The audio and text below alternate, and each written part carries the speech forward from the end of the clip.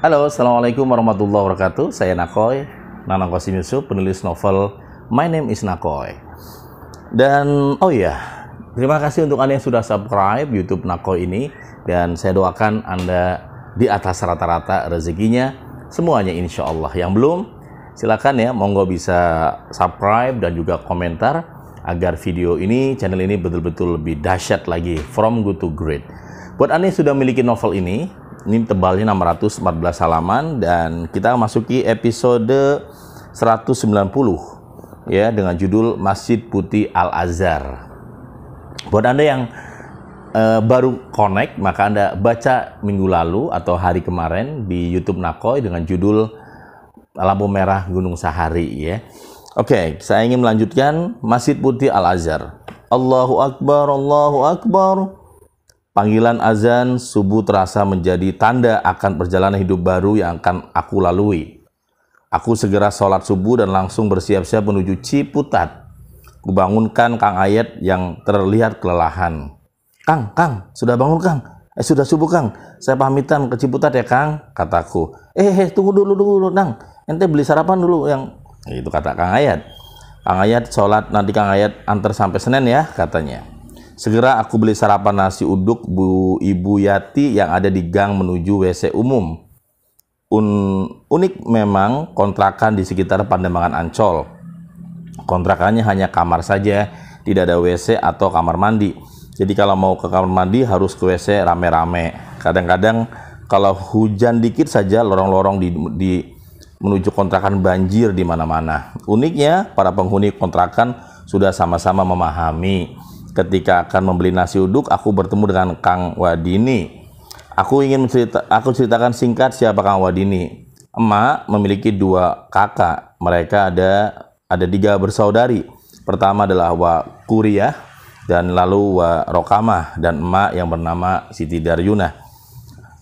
Wa Kuriyah memiliki beberapa anak, salah satunya adalah Kang Wadini. Dia bekerja di toko buah di ITC Mangga 2. Sementara aku beberapa kali ke tokonya ketika terik siang hari dan mendapatkan buah darinya. Asik rasanya main di mall ITC Mangga 2. Hanya saja Kang Wadini tidak tinggal satu kontrakan dengan Kang Ayat. Ente mau kemana Nang? Katanya. Beli sarapan Kang, mau ke Ciputat Kang, kataku. Ini Kang Wadini ada dikit tambahan ongkos ya buat ke Ciputat, katanya. Makasih Kang, mohon doanya Kang, dan makasih sebelumnya sudah ngerepotin di sini. Kang Wadini sendiri kelihatannya akan mandi di WC umum juga. Terlihat membawa gayung dan handuk di pundaknya, suasana pagi yang sibuk di Pademangan Ancol. Jadi kalau di Ancol itu kita pakainya handuk di sini, gayung, itu cirinya kita mau ke toilet umum, termasuk saya, kita bayar 2.000 untuk mandi dan sebagainya. Dan ngantri sekali. Aku segera menemui Kang Ayat setelah membelikan makanan. Setelah rapi, aku diantar Kang Ayat menuju Terminal Senen. Hanya membutuhkan waktu tidak lebih 10 menit aku sampai di terminal yang beberapa bulan yang lalu mengantarkanku sampai di Terminal Senen. Jadi beberapa bulan lalu saya datang dari kampung di Terminal Senen itu juga. Ada banyak kendaraan yang terparkir seperti Kopaja, bis Biang Lala, dan ada bis Dedi Jaya yang waktu itu mengantarkanku dari kampung. Dan aku terkaget ketika ketemu dengan kondektur yang banyak ngomong itu. Mahasiswa, bagaimana kabarnya? Katanya ya.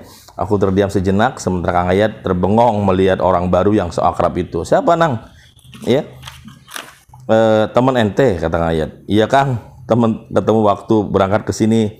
Dia connect di bis yang waktu aku mau berangkat kuliah Kang.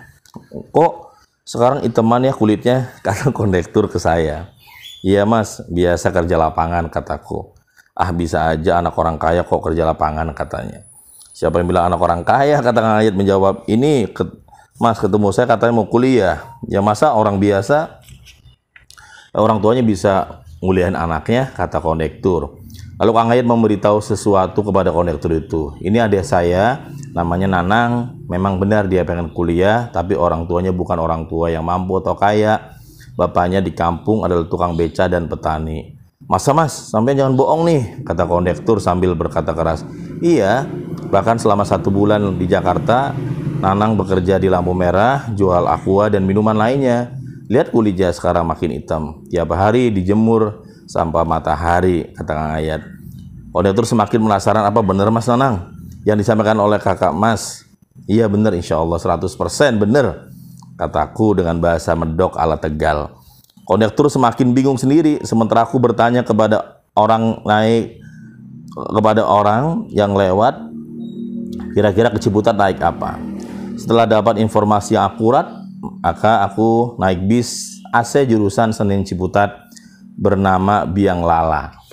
Nah, buat Anda yang punya kenangan Biang Lala, nanti boleh komentar ya. Mobil bis ini Ciputat Senen. Sebenarnya bis biasanya bis ini mengingatkanku terhadap bis Mekar di Cirebon. Jadi ada bis Cirebon itu ke Ciledug namanya Mekar. Hanya saja bis ini lebih nyaman karena AC. Aku pun berpamitan sama kondektur tadi dan terutama Kang Ayat. Ketika aku akan salaman, tiba-tiba air mata menetes dan berkata, maafin Kang Ayat, nggak bisa ngasih apa-apa ya sama ente nang gitu. Bahkan nganter pun nggak bisa, maafin ya nang gitu. Kang Ayat ingin tahu seberapa kuat tekad ente untuk kuliah, sehingga perjalanan ente sendiri harus ente lewatin katanya. Sambil menangis, ia terus menatap, sementara aku pun tak kuasa menahan rasa ingin menyerah, sulitnya di Jakarta. Namun ketika ingat bagaimana Bapak menangis, rasanya tidak ada yang lebih berat darinya, dari semua yang dialaminya. Kesulitan yang kualami tidak sesulit ketika Bapak mengalaminya. Aku pun berpisah dengan Kang Ayat. Aku segera mencari tempat duduk menemui kondukturnya. Mas, masjid ya, masjid, kataku. Ia hanya menganggukkan tandanya ya paham terhadap apa yang aku katakan. Bis melaju dengan kecepatan sedang menuju Ciputat. Setiap beberapa titik bis berhenti menaikkan penumpang. Tidak lama bis langsung penuh dan kulihat banyak orang di bis bergantungan dan berdesak-desakan. Di sampingku aku duduk dengan seorang bapak yang mau ke Blok M. Aku sendiri belum paham Blok M dan Ciputat jaraknya dari mana ke mana. Aku hanya berkenalan. Sudah 1 jam lebih aku di bis Biang Lala, lalu tiba-tiba kondektur bilang masjid.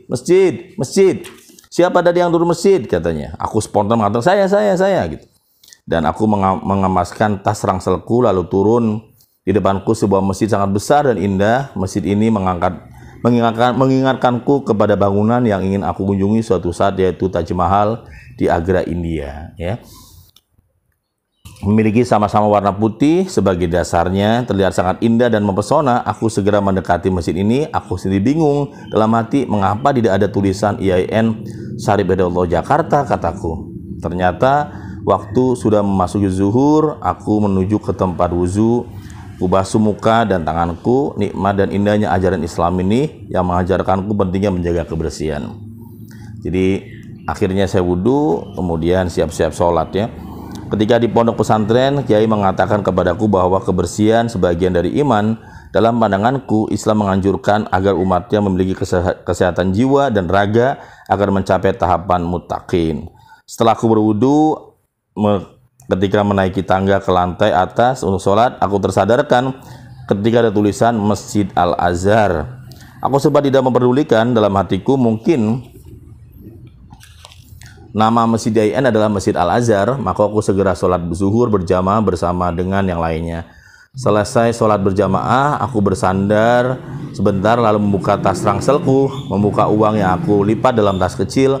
Ku hitung ulang satu persatu agar memastikan bahwa uangnya utuh. Kuliah jam dinding dalam masjid sudah pukul 12.30, artinya aku harus segera mendaftar kuliah. Maka aku tanya kepada seorang bapak yang duduk di sebelahku, seorang satpam di masjid. Assalamualaikum Pak, apa benar ini Masjid IAIN ya Pak? Kataku. Satpam itu menutup kerahnya dan dengan tajam berkata, adek mau kemana tujuannya? Kuliah Pak, dari kampung di Cirebon. Pengen bisa kuliah di IAIN Pak, aku meyakinkan. Dek, IAIN itu bukan di sini, tapi masih jauh dari sini, daerah Ciputat, Lebak Bulus katanya gitu. Aku langsung menganggukkan kepalaku dan dengan semangat berkata, iya benar di Ciputat. Saya mau ke sana Pak. Dari sini deh naik bis yang sama tadi, terus bilang aja masjid. Nanti kenaiknya bilangin masjid. Keningku sedikit mengkerut ketika terdengar kata-kata turun di masjid. Karena masjid yang aku sekarang adalah masjid bukan IAIN namun Masjid Al-Azhar Kebayoran Baru. Aku mengucapkan terima kasih kepada satpam tadi dan langsung menuju ke tempat sepatu dan segera keluar dari area masjid. Aku sendiri jatuh cinta dengan suasana Masjid Al-Azhar, serasa tenang dan mengingatku lagi tentang pesantren dan suasananya. Aku berpikir bahwa dalam hati ini bagaimana suasana kampus itu ya. Jadi saya pertama kali nyasar di Masjid Al-Azhar itu. Kemudian akhirnya suruh naik bis lagi dan kita lihat deh setelahnya bagaimana. Beruntunglah aku karena tidak lama menunggu lama datanglah bis Biang Lala jurusan Ciputat. Maka aku memastikan kepada kondektur bis itu, "Mas, saya tolong di masjid YIN ya, turunkan." Dalam hati ya, saya berkata harus benar, tepat turun di YIN. Kondektur hanya menganggukkan kepala, lalu suaranya yang lantang berkata, "Masuk ya, cepat dalam, masuk keluar, silakan masuk Ciputat gitu ya." Saya suruh maju ke dalam. Aku melihat dengan teliti sambil berdiri di antara sesaknya penumpang. Aku menghafalkan nama-nama daerah yang aku lewati. Mataku menuju tulisan Blok M. Ada sebuah mall besar namanya Blok M Plaza. Aku terus mengingat lagi rute bis, melewati radio dalam. Ketika sampai di radio dalam menurunkan penumpang, lalu naik anak muda mengamen. Lalu lagu yang alami dengan drum aqua galon membuat lelahnya berdiri tidak terasa. Aku pun menghafal mall besar yang baru kulihat melebihi Blok M Plaza, yaitu Mall Pondok Indah. Rasanya dalam hati enak ya jadi orang kaya. Setelah melewati Pondok Indah, kondektur berkata lagi, bulus ya. Aku pikir nama daerah Bulus, ternyata Lebak Bulus, sebuah terminal besar antara kota.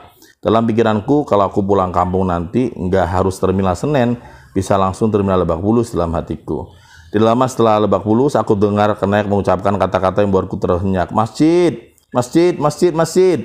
katanya. Saya bangun, saya turun di masjid bang, gitu kataku. Aku segera bergeser ke bagian depan, melewati pintu depan bis Biang Lala, dan akhirnya kakiku sampai di Ciputat. Yes, aku sampai. Anda yang kau melihat anakmu bapak dan emak, aku sampai di Ciputat, kataku dengan hati yang bergemetar. Itulah episode tentang Masjid Al-Azhar Kebayoran dalam novel My Name is Nakoy di episode 191. Terima kasih. Jangan lupa miliki novel ini. Wassalamualaikum warahmatullahi wabarakatuh.